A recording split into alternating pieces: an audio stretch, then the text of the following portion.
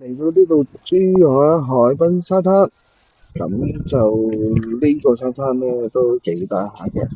經過呢個沙灘咧，就可以行去對面嘅愛情郵局，大概10至15分鐘到。好，喺嗰邊沙灘行過嚟，大概10至15分鐘到，就會嚟到呢個愛情郵局。咁而行完愛情郵局之後咧，就會去埋嗰邊個燈塔。愛情郵局門口仲有2隻卡通人物等緊你，裏面仲有好多嘅扭蛋機，唔知大家有冇呢一隻需要諗呢？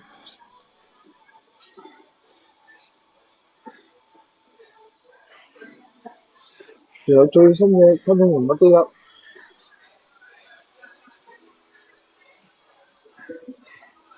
哇！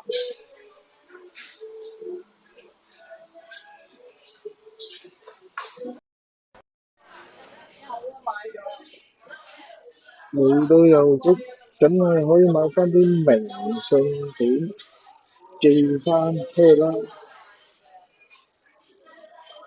有唔同嘅款，不過連澳門大三巴都有。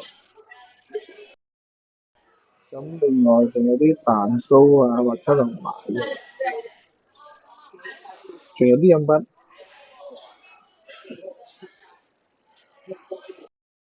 好，一個精美嘅套餐，88蚊，有唔同款式嘅三文治啊、青點啊，再加2杯嘢飲。